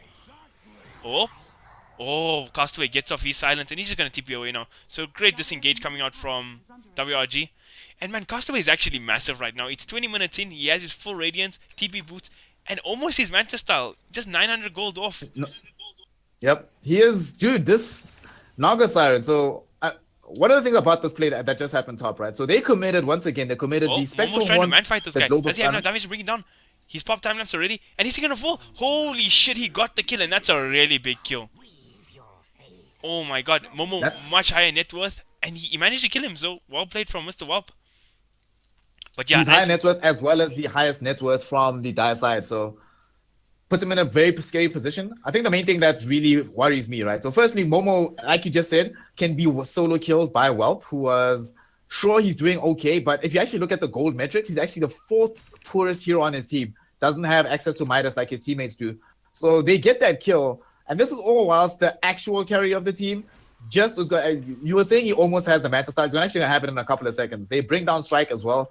So suddenly the entire map doesn't necessarily seem safe for a lot of these heroes, especially because the only way they can really find kills is through the Spectre ultimate as well as the Global Silence. If they don't have those available, I think we can actually probably count only twice have we seen them get kills without it after the breakdown of the laning phase. And they're going to lose. They might lose Axe bottom. Nice, fine. yeah, he is good. Yeah, and this is not a great state to be in. Night Stalker finishes his axe. He has the gem now too. So ward game you're going to be losing now too. Pretty heavily to this freaking Night Stalker. He's just a pest on the map. And he's got very good timing on all this items as well. He's got a Midas, axe, and a gem before the 25-minute mark. So that's pretty impressive, to say the least. And Spectre, he's still rushing that Radiance. He's going to get it. He should have Relic money now relatively quickly. Oh, he's still only 3k, so still a bit away from Relic. Relative, yeah. Relative is an interesting word. So by the time he has it, let's see. So Chidawi, Castaway just finished his Manta style. By the time Spectre has Radiance, which actually just might die to Chidawi back in his base, almost got put down. But by the time Spectre has Can they Radiance, bring down Santo again? Enough damage, and they bring down Santo again. So a nice place from Chelsea all around. And they're going to steal that gem. Oh my god. Castaway, what a player. Sleeps in, picks up gem and walks out. what a player! Like Oh my a god, boss, dude. that was pretty sick. All right, I did not expect that. I thought they were going to be able to get the gem back, and I was going to be like, hey, this is the tide turning. They can now get some positive vision for themselves. But yeah, that's not the case. The one thing that they have been doing exceptionally well on the dire side, though, Energy have made a very good job of laying down central wards everywhere. Chidawi has been far less successful than I'm sure he would have liked to have been in this game, given how he started off. But this warding has been keeping the team safe. But at the same time, the problem is that Energy have been doing a good job of trying to only move around the places they have central wards in advance for Chidawi. It does drastically limit their options for where they can farm, though. The only heroes that feel comfortable farming out and about on the map are Momo and Chelsea. Both of them have ways to come out. And Chelsea might actually just die here top. Yeah, he's definitely dead. He gets the And then goal off Snay on in a couple of Castaway. seconds. Yep, they're He's going to dead. throw it out. No way out of this. And that's a very big kill for the side of WRG. Chelsea was on a 4-kill streak. And he's their team fight controller right now. And he's dead for 45 seconds. So they got a little window of space here. Do you want to Roshan? Do you want to push the tier 2? Or just carry on the unlimited farm from Castaway? So by the time Spectre's about to have Radiance very soon, Castaway. Oh, Okay, Global they Silence pop it. cast out. Can So they bring down Wolf quick enough? And they do manage to bring him down. So that's a nice pickup from the side of Energy. Forcing out the Weaver Death. And this guy almost has his Radiance now. Just a 900 gold off. And that... But they're going to lose the tier 2 tower, though. Because now that they don't have Silence or Horns, what's stop? They're just going to go middle. There's no way they can stop them right now. So I'm not sure if that kill is actually going to be worth it in the long run. And Strike now falls as well. I think that was... I don't know if they're going to try split push here bottom. But I don't think they want to defend that middle tower anyway. Well, because Axe was down. Okay, he's back up now. So Yeah, I think you make a good point there. They can't actually commit for this tier 2 defense. But surprised they're not keeping up the pressure I'm top. They're all rotating back, so maybe they do wanna try for it anyway without the haunt or the global silence. Oh, now Chosen One gets stunned up now. Do they have enough damage to? Okay, he should be fine. Cut the force off him away. He's alright. And tier 2 does fall. So they get the tier 2. They're not removing the Sentry Ward. That's kind of a odd move, given that they know that Energy know that they have a gem. So it's really strange. But anyway, they're going to be taking this Roshan. With the Rosh going down, it's only 2 heroes that are doing on him so far. But they've got the Weave out onto the Roshan. They do have the Sakuchi bugs on it as well. So it's losing armor by the second. This is going to make the Roshan attempt much easier. Castaway is not being involved because honestly, this hero is shit at taking Rosh. But he's going to go in now.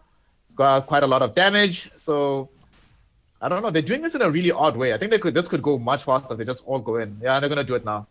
Just finish this off. They do have Naga ultimate. Chidao's gonna distract the rest of the team. Yep. Yeah. Space created. Definitely. So they're gonna get this Aegis, and I wonder, you think they'll force the Aegis of high ground now with this first Aegis? I don't see a reason to, honestly. I think they look at they give it to Whelp, right? The only reason they give it to Whelp is, again, so they understand that the only way he dies is if he gets silence horns, right? And if you remove the silence from the equation, this Weaver doesn't die either. And suddenly 95% of what the dire side is trying to achieve with their draft goes away. Chelsea will now spot out where Whelp is. But I think Whelp saw the run through on Chelsea. Chelsea's tracking his movement fairly well, though, but I don't think they get him. I think a bit too fast at if this Weaver stage of shows the in game. lane, he could be in trouble here. And like you said about the global silence, okay, he's gonna go. And Chelsea gets a big call there within the creep wave. Blade me on pop now too, and it's more than they popped the global ulti for that. That's a huge mistake. And that's just for the Aegis, so that's a big commitment there.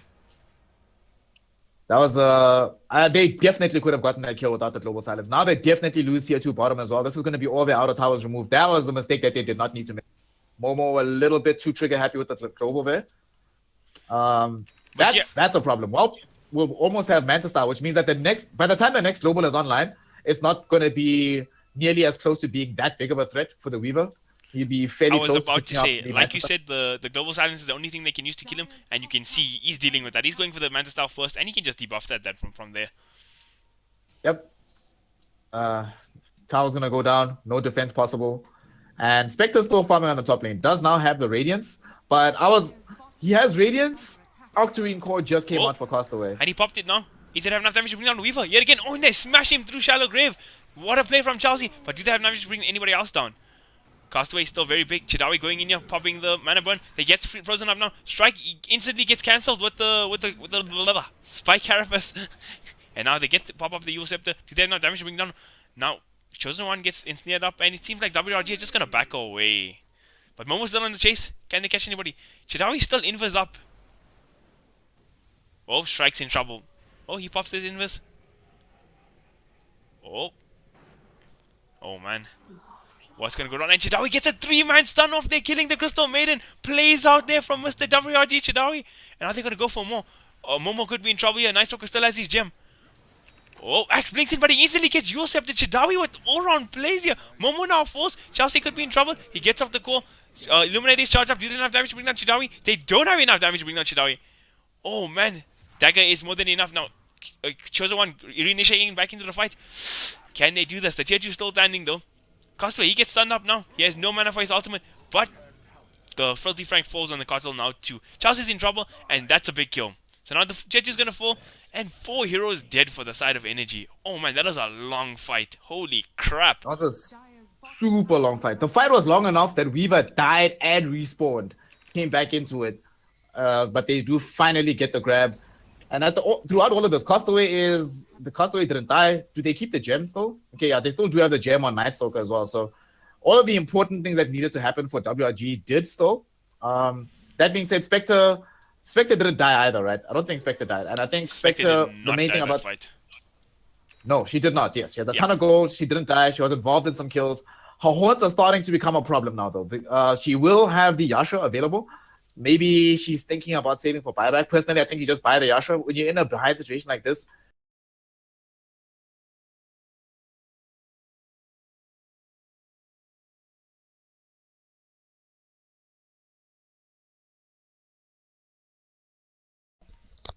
The one thing that I do like about how they are playing this game on the side of Energy is they could easily be a lot more optimistic about their relative fighting strength, but they are still keeping it very kosher in how they want to engage fights. And it looks like, look at this, Chosen One. Is this the value Vit booster, or is he going to go back actually and pick up an entire Vanguard? Okay, it's value Vit booster, so just needed a little bit extra HP to keep himself alive here.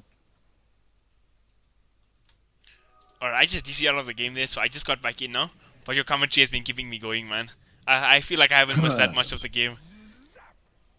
And yeah, man, value Vit booster is a thing on Spectre, man. It always has been a thing, and I think it always will be a thing.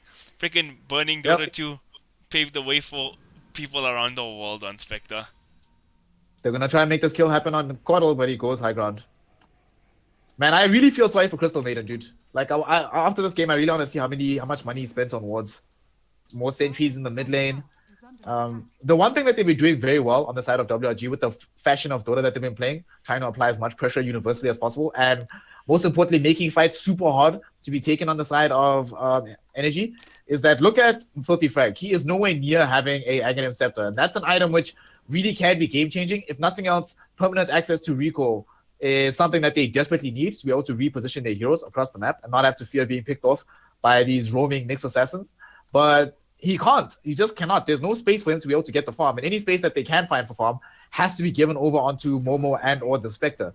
WRG have been doing a fantastic job of just creeping up the map. But that's what Nagasana allows you to do, especially if the rest of our lineup gets a ton of minuses, early gems and stuff like that. You just can't do anything. Most of these heroes have been corralled within this region of the map on the side of Energy Esports for the last like 8 minutes of the game. And it doesn't look like it can really end anytime soon. Now that Naga has Octarine Core, she's going to have the Butterfly quite soon as well. And then what? What happens if you have Butterfly? I don't know if you noticed this pick up from Momo, but he's got a sample of Sheep Stick now too. So that's a little extra to control. Takes away the evasion once you hex up a guy.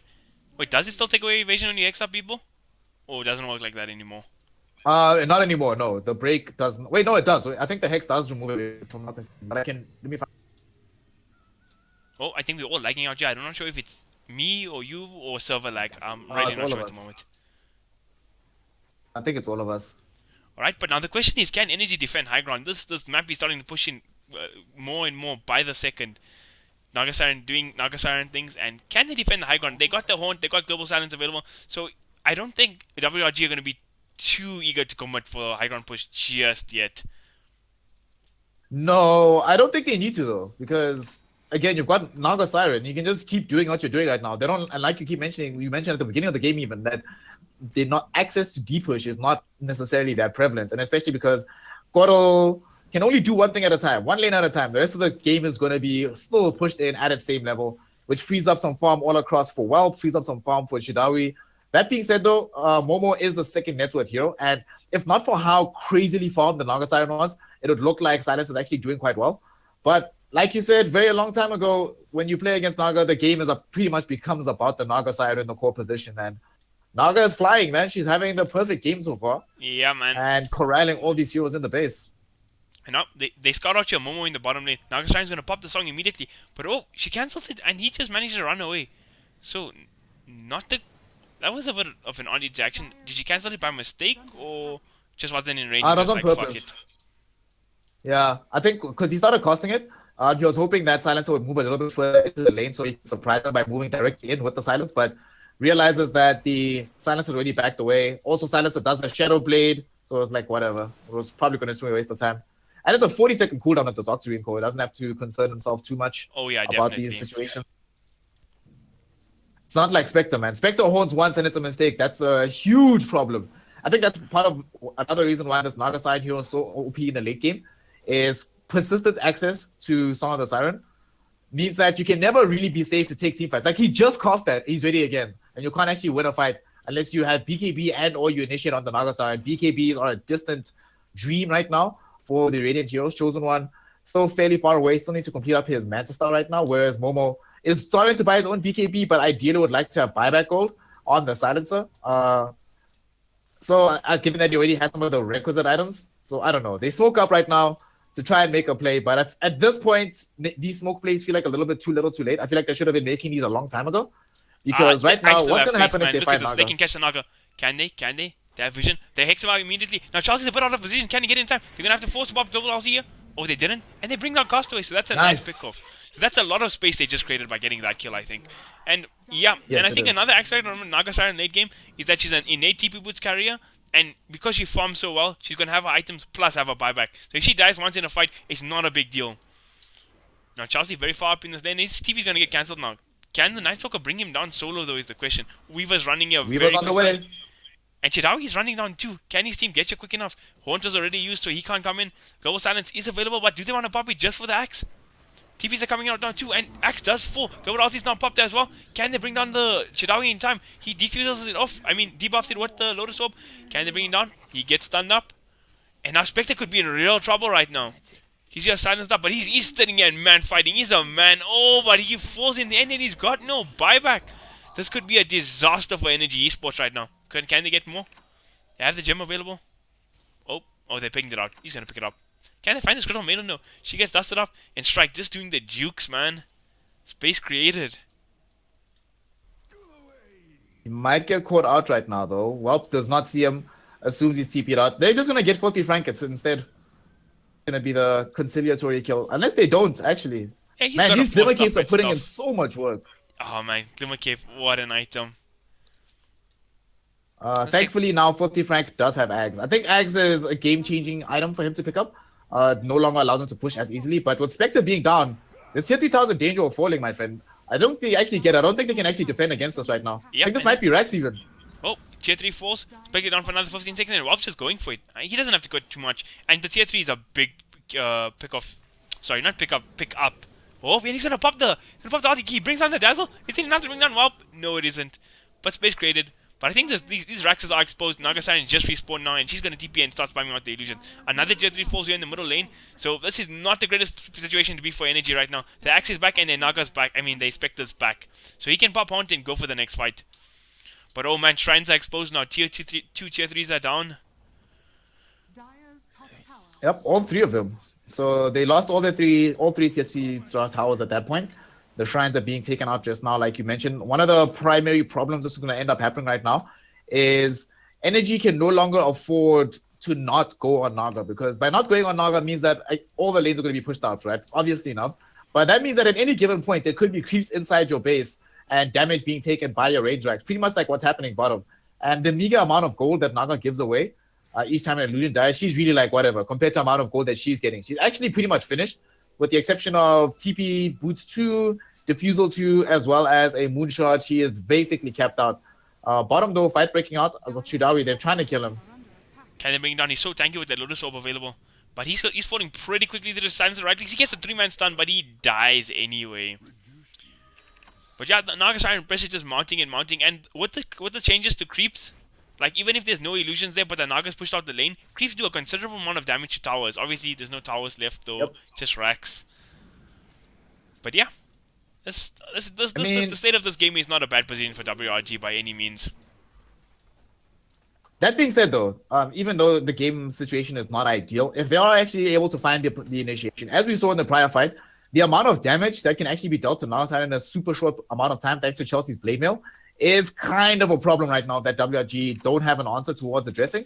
They don't have a Lotus Orb. They don't have a Ghost. Do they have one of their own? No, they don't have a Lotus Orb of their own. They do not have any Glimmer Capes of their own. They don't have any Force Staffs of their own, with the exception of the one on Nyx. I think Nyx does have. The Nyx okay, has Nyx has a... No, Nyx has Yosef. So someone else's Lotus Orb. Who has the... Night Stalker. There we go. Okay. And this is the one with... So they have one Lotus Orb, which means that they only have one defensive way. But the problem with that is that if they can actually find an engagement, which seems at face value... They just picked up Roshan. Just uncontested and on the Weaver, and he's got a Mjolnir too, so his damage is really going to be respectable at this point. At this point though, but like it's any Roshan... Oh, bottom. Did they just pop Mount? Yeah, they did. Are they going to go on anybody? He hasn't TP just yet. I think they thought that somebody else was going to fight bottom. Axe was jumping, trying to make the initiation onto one of the Naga illusions. I think they reasoned that Castaway was trying to create a distraction for the Roshan. So as soon as it went down, they bum rushed at bottom, hoping that was the real Naga. Sadly, it was not. So that's 90 seconds, no haunt. That's a problem, right? Definitely. But let's see how well... Oh, and Momo falls. Where did he die? Oh, God. He died... I don't know. Where did he die? He died to Castaway, so he just died to the Naga Siren. That's unfortunate, but he buys back now immediately. So how quickly can Energy take this fight? They're not going to give up. All the heroes up. Haunty is down, but they do have Global Silence below. They hex up Whelp. They pop the Global Silence. Do they have enough damage to bring down? They bring down Whelp's Aegis. So that's they still standing their ground. Can they still take this fight? Can they bring him down again? They call him up and they bring down the Weaver yet again. Yes, buyback and time lapse though. So they could come back in this fight, but Ian, look like they're holding their base so far. They manually cast away up and he's diving really fast. And they killed the Naga Siren now too. A great position to be in for Energy. They're defending their base rather successfully. Now, Chidawi walking onto the high ground. They do have a sentry ward here. You're going to be in trouble, my friend. And those Spectres here too. And they killed Chidawi, so 3 for no trade. It did cost Momo his buyback, but hashtag worth by a long shot. Yep, that's like 2,500, maybe 3,000 gold just changed hands. Given that the need for the WRG lineup is over 20,000, not that much on face value, but given how they are struggling for gold, that's a huge amount of kills for them to get. They just got super impatient there, so they lost the Weaver on the high ground, and the TP in from Castaway was quite slow. I actually have to say, if he was there a little bit sooner, maybe just before the Weaver actually gets brought down, the addition of the Radiant Spurt damage might have helped him actually get the time. His BKB, sorry for interrupting you, but they just forced him to pop his BKB. Yep. That's quite funny. So if they take a fight like now, he does not have a BKB charge. 10-second BKB is the cooldown is crazy long. Yeah. I don't think they'll be able to push further though. Axe is already TP to the top lane. Honestly, Axe is the main engine of their team fights, like you mentioned earlier, but none of these heroes seem likely to die without the intervention of an Axe Berserker's Call. Momo actually might just die himself. I don't know why he's outside the base like that. And he's already committed his buyback, so this would be quite a crucial death, but I think he'll back away now. But like, now, so they're not going to commit anything with the tier 3, right? But like, look at it. Let's look at it like this, right? They're not in a rush. Naga Siren's already 6 slotted. They have a Spectre and they have Silencer who actually does scale pretty damn well into the late game. So if they can keep on defending this rack, Spectre getting kill after kill, not having forced to use his buyback, they could be in a really good position this game. So I'm interested to see how this next few pushes from WRG go. Now Chidawi, they look here already. They want to push some pressure. Santo pops up the Lotus Orb. Can they go in? They can't just commit just yet. They have to back. Now they actually have to back. Sadly they haven't been able to get the advantage they needed enough. Unlike game number 1 where they'd already won long ago by now. In this particular game, they haven't actually taken any racks. So now we're getting to that point where it's no longer certain that they can actually take fights. Again, they have similar problems that they had in game number 1. Not a lot of stun on their lineup. The only stun that's really available is on Chidawi, and sadly he hasn't really been able to land a lot of the impales like blindly. Given that there's a lot of Glimmer Capes, there's some 4-stars on the Energy lineup. So now, because Naga Siren, as great as she is at pushing out the lanes, isn't necessarily the best at hitting buildings, she has to commit so much to actually get damage onto buildings. So you see all these range racks are super low, but actually bringing them down is going to take such an effort on the side of WRG that they probably lose 1 or 2 heroes every time in the process. And it's like you said, that Spectre gets bigger.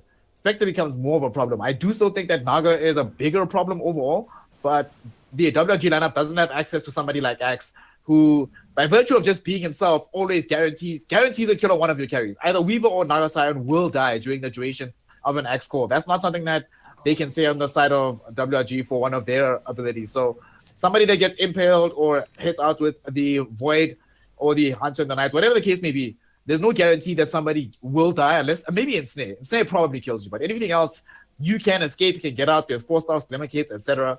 But you get called, you die instantly. And that's something that WRG, I don't think, are positioned to really address right now. No, Weaver forced to go another defensive item. He's forced to buy a BKB now. So there's a lot of form of survivability in the next fight, but he's not really going to be doing that much damage in these fights. So he can't just like burst on these sports. Especially these sports have Glimmer Capes, 4 staffs, Maiden with a Blink Dagger now too. So I feel like maybe Whelp needs 1 more item before he's like doing the damage. Yeah, I think so. But I think the main thing for Whelp at this point, I don't think he needs to go for items sort of like Desolator or more Mjolnirs. I think just at this point they need burst physical damage. That's one thing that they seem to lack on their lineup. So maybe somebody on the team gets one of these range heroes, picks up a Orb of a Blightstone, and then he gets himself a Chrysalis or something. Just something like some straight damage is something that I feel like they're lacking at this point. They are just going to camp out at bottom, and they're just going to try the siege mentality. They want to keep these heroes here, and then Naga Siren's gonna push through in the top Oh, lane looks like Axe to get submitted. the last He hit. gets a call on Wop, but they get a quick impale coming out from Jadawi. Now Wop pops his BKB and he's not falling easily like he did the last time. BKB's popped all around. Now heroes are dropping. They did manage to bring down the Dazzle. Now Momo's dropping low. You committed his buyback already. Can he make it out alive? And Momo's dead now for 100 seconds. But 3 heroes from the side of WRG are dead now too. This is a 3-for-1 trade, and this might be just another successful Rax defense coming out from Energy yet again. But Meteorax is getting chipped down by the Naga Siren, but they can deal with this illusion. So a very well played team fight yet again coming out from Energy. And they still in this game, man. They refuse to go down. Chelsea, not with the biggest call last fight, but he's pretty fat now. So even if he misses that first call, he's still very prevalent in the team fights. Yep, very soon he's also going to have a BKB of his own. They did lose all their range racks, but at this point in the game, 45 minutes, it's like whatever. Given that they lost their tier 3 towers like 10 minutes ago, this has really been a fantastic hold thus far on the high ground by Energy Esports. Axe is actually going to invest in some deep push of his own, buys a Maelstrom back at base. A full Mjolnir is actually what he wants. He wants to hold in a situation to push back. Also, static charge on Axe is insane, dude. It really is. I'm with you there, buddy. Like, and the Naga Siren illusions are just going to get eaten up. Yep. These Naga illusions are not going to be able to do anything versus the Axe, like let alone any heroes that want to try and fight up against this Axe. Their deep push is going to be a whole lot better. So, also, more importantly than the deep push, Axe by himself can actually split push lanes. Before, the only split push potential they had was with Spectre, with Radiance, and that's kind of precarious. He might get picked off, die, you instantly lose the game. Axe, you might still be in a similar category, but at least it's not a instant lose condition by losing the Axe. You can still, the threat of Spectre is probably still prevalent enough that the enemy team stays back from trying to actually end the game directly. Now, I know we've been praising this Mjolnir purchase a lot, but he's gone for a very all-in approach. He hasn't saved for buyback. I'm not sure if he had to commit for it to the last fight. No, he didn't. He just does not have buyback. So he's 1,300 away from that. So that could be a win condition if WRG managed to pick him off somehow. And he is here solo. Chidawi is making the rotations. Oh, wait. But they do have global. They do have Haunt available. Can they save the Axe? He gets stunned up now. Chelsea's in the Walpy's in the area. Santos TPing in now too, and Chelsea's taking real damage, and he's dead now. 90 seconds, no buyback. Oh man, very aggressive plays out of the Axe and with little to no reward. If they suspect that he doesn't have buyback, then okay, yeah, then you're right. The game could actually just end right now, or at least a double lane or Axe could be taken, probably even Mega. No, Walp just going straight up the high ground now. Can they defend this without the Axe is the question. Chosen One doing a lot of damage, but Chidawi going in ham. He so much damage to the silencer just with one mana break. He's forced above the BKB now. He's doing some real damage to Chidawi. One more right click and he didn't get that one more right click off. Now Momo falls to the Naga Siren. He's forced to buy back. And how many meteorites are going to fall? Dazzle's in the top lane. Looks like he's split pushing. Can they bring down? Oh, well, gets away and so little HP. Maiden tries to get the ulti off, but not enough. Middle lane falls. Top lane falls. So that's 2 lanes of barracks down for side of Energy. Yep. This could be in the end for them. Oh, Filthy Frank dropping so low, but WRG very happy with the position they're in right now. They got the 2 lanes of Rax. The other Meteorax sitting very low, and all the heroes are still up. They just got to regen, and they can go straight back at it. Global Silence will be down for another... How many seconds? It's like another 90 seconds. Oh man, and how many buybacks were committed there as well? It seems like... Okay, Momo was forced to use his buyback, but that was the only buyback used. But Axe still no buyback, and he still haven't respawned. So, oh man, Chelsea, despite the monster series he's playing so far, one mistake seems to be costing them pretty heavily right now. That, like, in retrospect, that could actually end up being the game-losing mistake. And now with Momo dead, okay, the game just ended. Actually. Oh, Momo dead. Momo dead, no buyback. And now they can just the game just ended. They could take the Roche and finish the game that way, but I think what you do is you go get Megas. Frag dropping now too. He's dead, and Shrike dying to the DD Weaver so quickly. And yeah, this is a dire DD Weaver's gonna go on to Rax. Two buybacks coming out from the support. This is the last Rax. Can they defend it is the question. Haunt is available. Can they go for it? Spectre pops the Midas down now. Is he gonna pop Haunt just yet? And he's dropping so low to the DD Weaver himself. And Wap just going for this. They pop the Wisdom Blade on him now. 2 Spectres dead. He's forced to use buyback. Haunt, he just popped the Haunt now. Is it enough? Rax does full. Mega Creeps is now online. Chelsea missing the core. Spectre forced to go in, but is it enough? Chelsea gets kited up now as well. Spectre's going for it. He brings down the Dazzle, but is it enough? Seems like they're kiting up with the Diffusal charges now too. Can they bring down the Spectre? He has no buyback. Spectre's gonna fall, and that should be game. Oh man. Energy played such a good game too, defending the high ground for so long against all odds, but in the end, WRG still managed to come out with the win. Well played to Energy though, a much better game 2 series. Yeah, game two was definitely very different. They played a lot to better towards their strengths. I think the difference between game one and game two, because it started relatively similarly, but it felt like Energy was playing, their mental fortitude was a lot stronger in this game. They didn't let the initial craziness get to them. They didn't let them disrupt their strategy. They played as well as they could have, even though the Spectre was having the worst possible game. But you play against Naga, and Naga is not stopped, and you end the game with there's a 45,000 net worth deficit in favor of the Naga Siren. And then we understand why Naga is one of those heroes that if you pick Naga last, basically what you saw in this game, and you don't have any instant counters for her, we didn't see a Lion, we didn't have a Terrorblade, didn't have a Magnus, then you just lose. And that's what happened here.